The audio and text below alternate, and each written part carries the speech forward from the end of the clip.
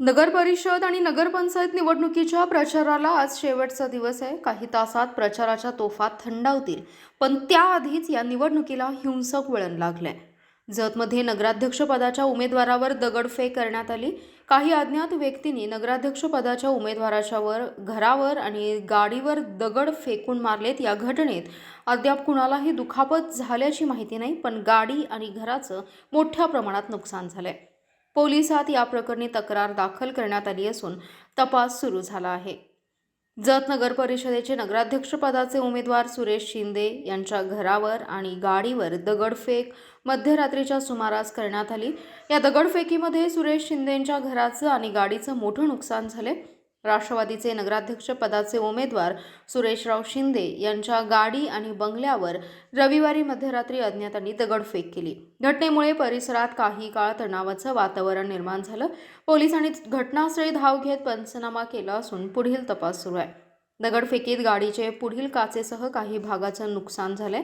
बंगल्याच्या परिसरातही तुटलेल्या दगडांचे अवशेष आढळलेत. ही घटना निवडणूक प्रचाराच्या पार्श्वभूमीवर घडल्याने नागरिकांमध्ये चर्चा सुरू आहे. माजी आमदार विलासराव जगताप आणि सुरेशराव शिंदे यांनी या हल्ल्यामागे आमदार गोपीचंद पडळकर आणि डॉक्टर रवींद्र आरळी यांचा सहभाग असल्याचा आरोप केलाय. निवडणुकीत वातावरण तापवण्यासाठी हा भ्याड हल्ला झाला असल्याचा त्यांचा दावा आहे. जत पोलिसांनी या प्रकरणी गुन्हा दाखल करण्याची प्रक्रिया सुरू केली असून घटनास्थळी सीसीटीव्ही फुटेजही तपासलं जाते. संयुक्त उमेदवार नगराध्यक्षपदाचे सुरेशराव शिंदे सरकार यांच्या घरावरती दगडफेक झालेली आहे. त्यांच्या गाडीचं नुकसान केलेलं आहे, घराच्या काचा फोडलेल्या आहेत आणि काही दगड घरातून पडलेले आहेत. हा भ्याड हल्ला जो झालेला आहे तो जत शहरामध्ये दहशत माजवण्यासाठी व मतदारांवर परिणाम करण्यासाठी दहशत दाखवणे, लोकांना भीती दाखवणं व गायवट करण्यासाठी हा हल्ला करण्यात आलेला आहे. जत शहरामध्ये सातत्याने सुरेश शिंदे किंवा आम्ही असो, इतर पक्षाचे पुढारी असो, जत तालुक्यामध्ये जी गुंडगिरी चालू आहे त्या गुंडगिरीबद्दल सातत्यानं आम्ही आमच्या सभेमध्ये आवाज उठवलेला आहे. काही गुंड लोक त्या भारतीय जनता पार्टीचे गुंड लोक बाहेरून तालुक्यातून आलेले आहेत आणि असे लोक इथं येऊन मुक्काम करून राहतात आणि गावामध्ये दहशत निर्माण करतात.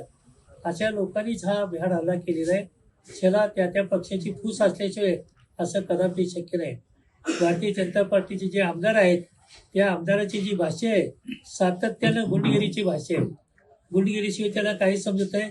विकासाचं खोटं विजन दाखवायचं, लोकांना फसवण्याचं काम हे भारतीय जनता पार्टीचे सध्याचे विद्यमान आमदार गोपीचंद पडळकर करीत आहेत.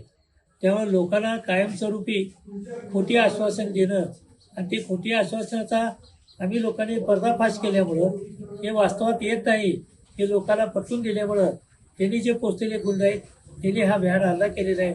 लोकांमध्ये दहशत निर्माण व्हावी आणि चांगल्या लोकांना मतदान करू नये हा त्यामागचा कुटील डाव आहे. इलेक्शनला एकच दिवस राहिलेला असल्यामुळं लोकांनी भयभीत व्हावं आणि भारतीय जनता पार्टीच्या लोकांना मदत करावी, मतदान करावं अशा प्रकारचा त्यांचा दृष्टी हेतू आहे. परंतु ह्या कुठल्याही पेला भीक न घालता आम्ही राष्ट्रवादी पार्टी, उभाट असेल किंवा बसप असेल ह्या पार्टीचे जे नेते आहेत आम्ही हे सगळे नेत्यांनी ठरवलेलं आहे की आम्ही जे भाषणामध्ये बोललो गुंडगिरीच्या बद्दल, दहशतवादाबद्दल, व्याज खाऊ लोकांबद्दल, तो आमचा संकल्प आम्ही पूर्ण केल्याशिवाय राहणार नाही. आमच्या संकल्पनेला जत तालुक्यातील जनतेचा भरपूर पाठिंबा आहे. त्यामुळे विरोधकाची वाळू घसरलेली आहे. त्यांच्याकडूनच हा भ्याड हल्ला झालेला आहे.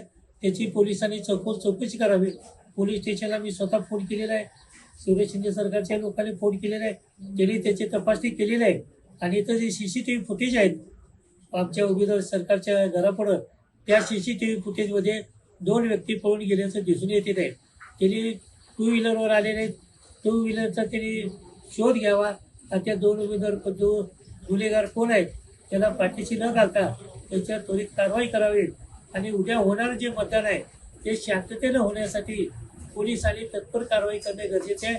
नसेल तर उद्याच्या मतदानाला भीतीचे एक आवरण राहील आणि लोक मतदानाला बाहेर पडण्याची शक्यता कमी आहे आणि दहशतवादाला घेऊन